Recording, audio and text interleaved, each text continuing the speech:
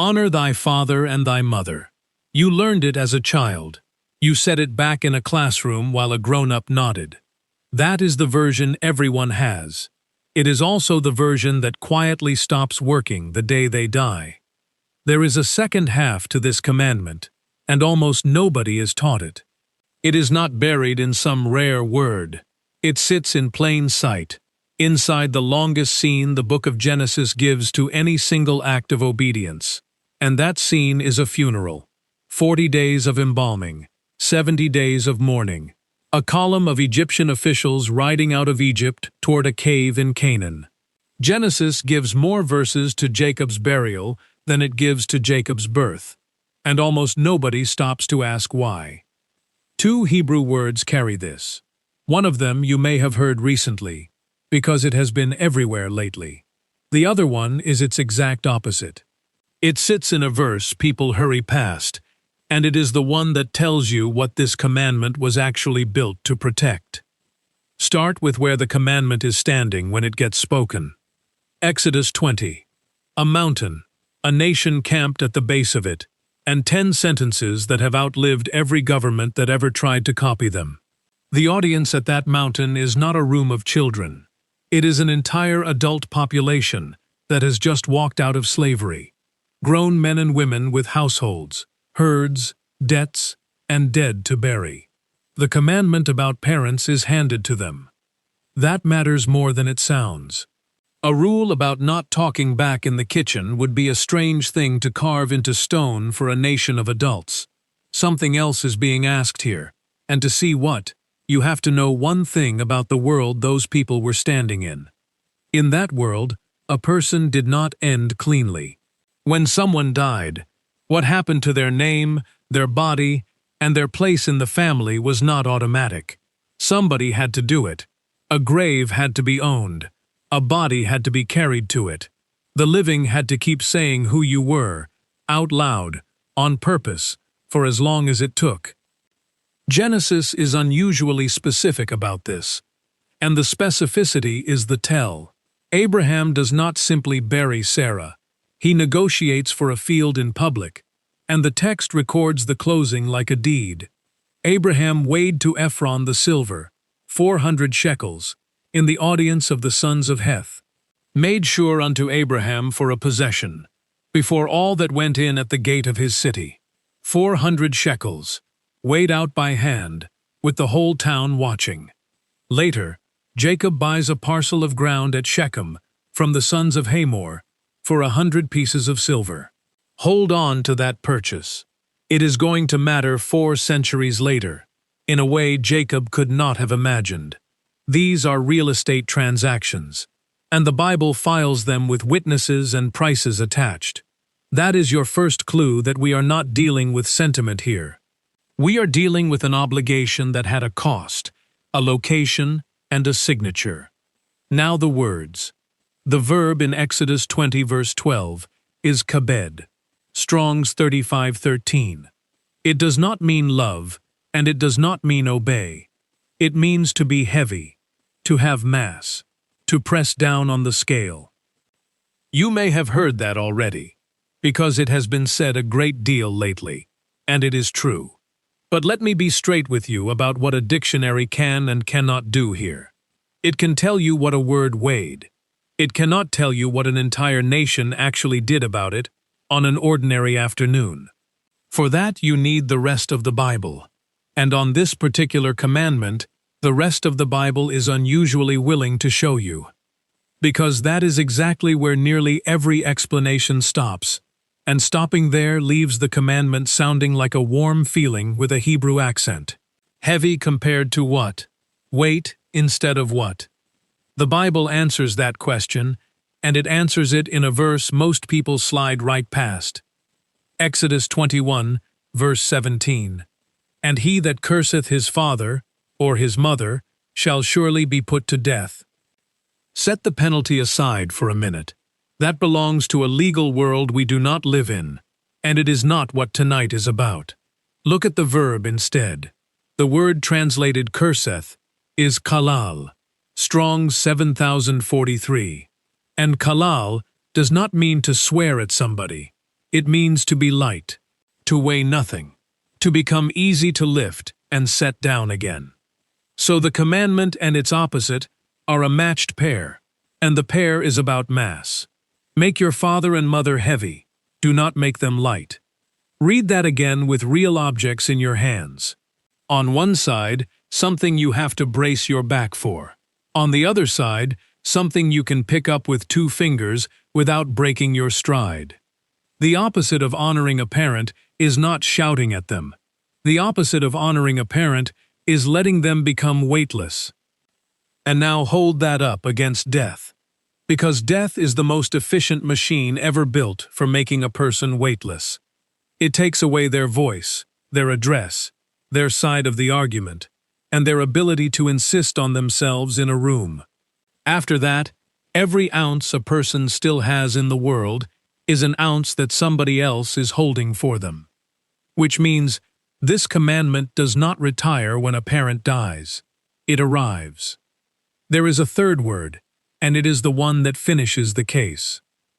4 words show up over and over in the first books of the Bible, and most of us read straight over them, because they sound like a polite way of saying somebody passed away. Gathered to his people. Here is Abraham. Then Abraham gave up the ghost, and died in a good old age, an old man, and full of years, and was gathered to his people. Then the very next verse. And his sons Isaac and Ishmael buried him in the cave of the field of Machpelah. Read the order slowly. He expired, he died, he was gathered, and then, in a separate sentence, with different people doing the work, he was buried. 4 things, listed apart. Whatever gathered means, this text does not treat it as a synonym for dying, and it does not treat it as a synonym for burying, because it puts all 3 in the same passage and keeps them in separate compartments. The same shape shows up for Isaac. And Isaac gave up the ghost, and died, and was gathered unto his people, being old and full of days. And his sons Esau and Jacob buried him. Same verbs, same separation, and the same quiet detail underneath it. 2 brothers who had every reason to never stand in the same place again, standing at one grave. Then it happens to Ishmael, who is not even in the covenant line. He gave up the ghost and died, and was gathered unto his people. If you are waiting for the moment where the polite euphemism theory breaks, it is Numbers 20. Aaron is about to die on a mountain, and God tells Moses the plan in advance. Here is the sentence. Aaron shall be gathered unto his people, and shall die there. Gathered, and then die. In that order, in the Hebrew as well as in the English. A gentle way of saying buried cannot possibly come before the death it is describing. Whatever this phrase names, it is not the hole in the ground. Then the chapter shuts the door the rest of the way. Aaron dies on the top of Mount Hor. Moses and Eleazar walk back down without him. The text never says that anybody buried him at all. It says Israel mourned him 30 days. Moses gets the same treatment, only harder. God tells him he will die on the mountain and be gathered unto his people, as Aaron thy brother died in Mount Hor, and was gathered unto his people. Then Deuteronomy 34 reports the ending. He buried him in a valley in the land of Moab, over against Beth Peor, but no man knoweth of his sepulchre unto this day.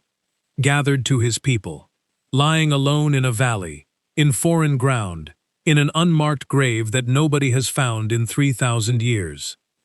I want to be honest with you here, because honesty is worth more to you than a tidy answer. Scholars are divided on what that phrase positively means, and they have been divided for a very long time. Some read it as the family tomb, and Moses ends that reading. Some read it as Sheol, the realm of the dead. Some read it as the clan itself, the living and the dead together, one household with an unusually long guest list. I am not going to pretend the text settles it, and tonight does not need it to. What the text does settle is the negative, and the negative is enough to change everything. Being gathered to your people is not the same thing as being put in the ground. It is a question of belonging. And belonging is something the living keep doing on your behalf, after you have stopped being able to do it for yourself. So let me give you the answer now, plainly, before we go and watch somebody do it. Honoring your father and mother, once they are dead, means holding the weight that they can no longer hold. That is the whole of it. It is not a feeling you are failing to produce on schedule. It is a job, and the job description has not changed since that mountain. Keep them heavy. Do not let them go light. Every commandment has a shape, and this is what this one looks like on the far side of a grave. Everything from here is Genesis, showing you what that looked like the one time it recorded somebody doing it in full. It took 4 months, and the man it was done for never knew. Genesis 47. Jacob is old and dying in Egypt. He sends for Joseph, not for all 12 sons, for Joseph, the one with the power to actually make it happen. And he asks for one thing.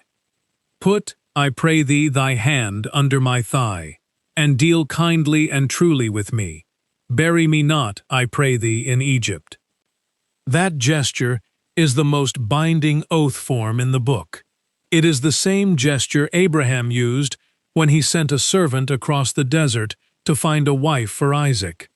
Jacob is not making a request here. He is opening a legal instrument on his deathbed. And notice what he asks for. He does not ask Joseph to remember him. He does not ask for kind words at a service. He asks to be carried out of the richest country on earth, across a desert, into Canaan, to a cave in a field his grandfather paid 400 shekels for. Joseph swears. Then Genesis 49.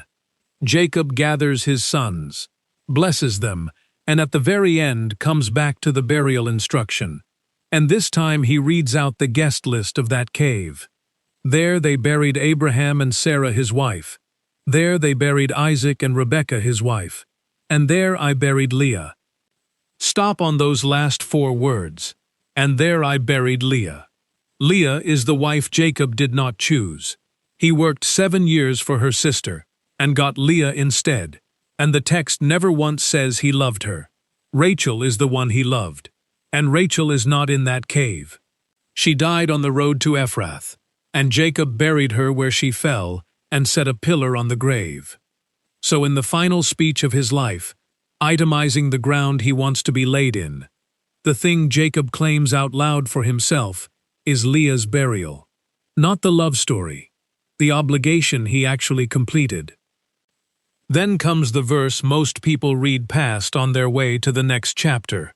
And when Jacob had made an end of commanding his sons, he gathered up his feet into the bed, and yielded up the ghost, and was gathered unto his people. There is the phrase again. And here is the part that will matter to you for the rest of your life. At that moment, Jacob is gathered, finished, complete, and the burial has not happened yet. It will not happen for months. Genesis 50, verse 1.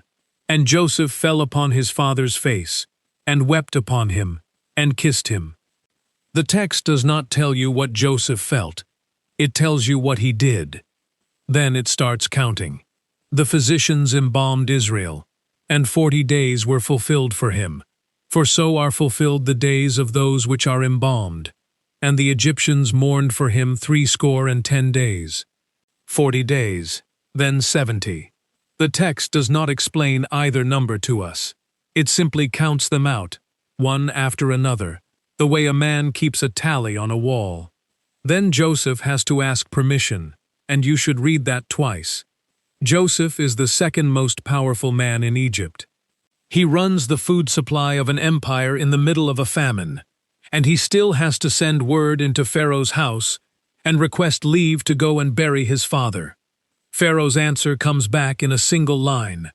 Go up and bury thy father, according as he made thee swear. And what goes up that road is not a family. All the servants of Pharaoh, the elders of his house, and all the elders of the land of Egypt, chariots and horsemen, the government of a superpower, on the move, for a foreign shepherd who owned nothing in that country except a grave that was not in it. They stop at the threshing floor of Atad, beyond Jordan, and mourn 7 more days, loudly enough that the Canaanites watching from a distance name the place after what they heard. Then they finish it. His sons carried him into the land of Canaan, and buried him in the cave of the field of Machpelah. Now count the days, 40 for the embalming, 70 for the mourning, 7 more at Atad, plus the road out and the road back. At the absolute minimum, 4 months. For 4 months, every single thing done in obedience to that commandment was done to a man who could not see any of it. Jacob could not thank Joseph. He could not check whether Joseph went. He could not be disappointed, or pleased, or aware. He had been gathered to his people before the first day of it started. That is the answer to the question this whole thing is built on. What does honoring your father and mother mean once they are gone? Genesis does not answer that with a principle. Genesis answers it by spending an entire chapter showing a grown son doing it, for months, to a man who was already well past noticing. One more honest word before we go on, because this is the load-bearing claim of the whole evening.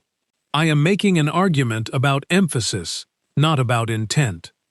What was in the mind of whoever arranged these chapters, we do not know, and anyone who tells you otherwise is selling something. What we can do is count, and the count is not close. The birth of Jacob and his twin brother takes 3 verses. Burying him takes the first 14 verses of Genesis 50, and that is before you add the deathbed scene that sets it up.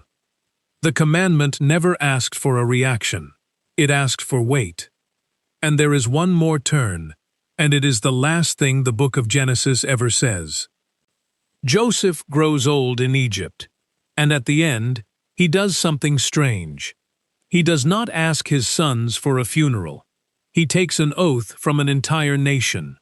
Joseph took an oath of the children of Israel, saying, God will surely visit you, and ye shall carry up my bones from hence. He is not asking to be buried. He is asking to be carried, someday, by people who have not been born yet.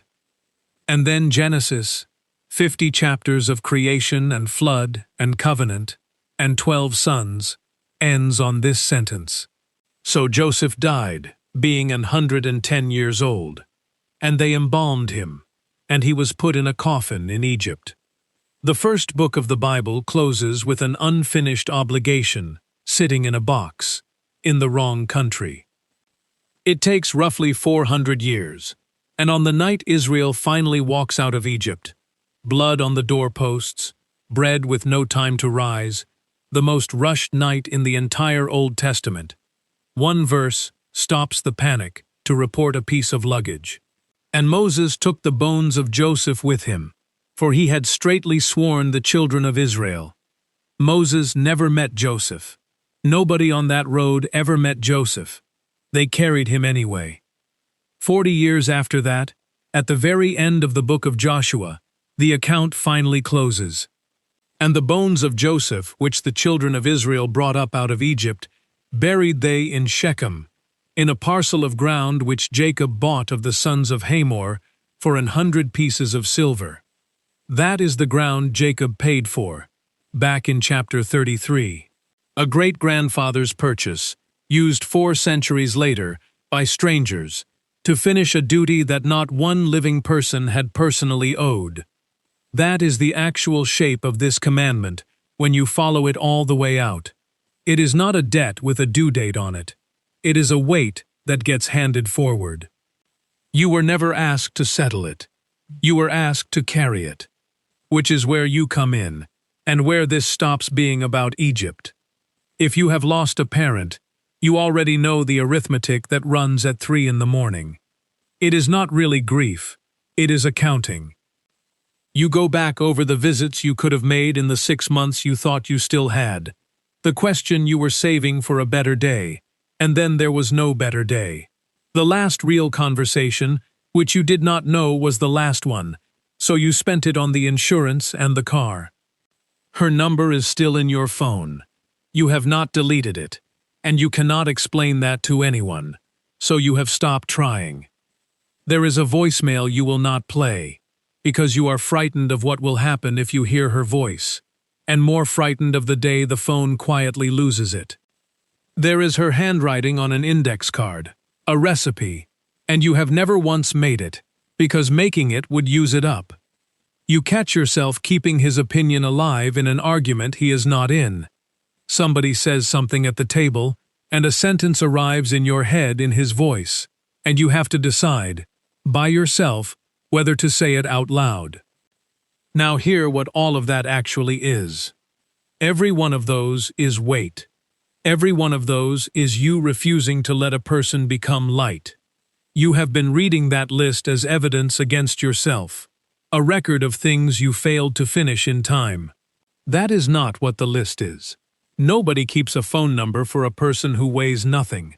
Nobody guards a voicemail from somebody who has stopped mattering. The very ache you have been treating as proof that you fell short is the commandment, still running, in the only form it can take now. And the thing you did not get to do, the visit, the apology, the question you never asked. I am not going to tell you that it does not matter. It does. Joseph got to keep his oath, and not everybody gets Joseph's ending. Some parents die on an ordinary Tuesday with the phone in the other room. But look at what Genesis will not let you conclude. Jacob was gathered to his people before one single act of that funeral had happened. He was complete before Joseph did anything at all. The obedience that followed was real, and it was long, and it changed nothing whatsoever about whether Jacob was safe. Which means the thing you are actually afraid of, that you were too slow, that the account closed with a balance still on it, that she went out of this world shortchanged by you, is not the arrangement this text describes. There was never a deadline that you missed. There was never a total you were supposed to reach. You are not late. You were never on a clock. So what is honoring a parent once there is nobody left to receive it? It is Joseph asking Pharaoh for time. It is Jacob, in his last breath, listing Leah. It is a nation on the worst night of its history, stopping to pick up a box. It is telling your grandchildren the true version of who he was, the good parts and the hard parts both, instead of the flattened one that fits on a card. It is the trait of hers you keep on purpose. It is saying his name out loud, in a room where nobody else knows it, so that this year he does not weigh less than he did last year. You were never asked to settle it. You were asked to carry it. And if you are sitting there tonight with the arithmetic still running, adding up the visits and the phone calls and the years, doing the math on whether it was enough, here is what I would offer you. The math is the wrong instrument. What you are holding is not a bill. It is a weight, and you are still holding it, and that is the whole of what this commandment ever asked for. A child said that commandment back in a classroom, while a grown-up nodded, and that child was told something true. She was just told the smallest part of it. The rest of it starts where you are standing. You are not late. Keep carrying.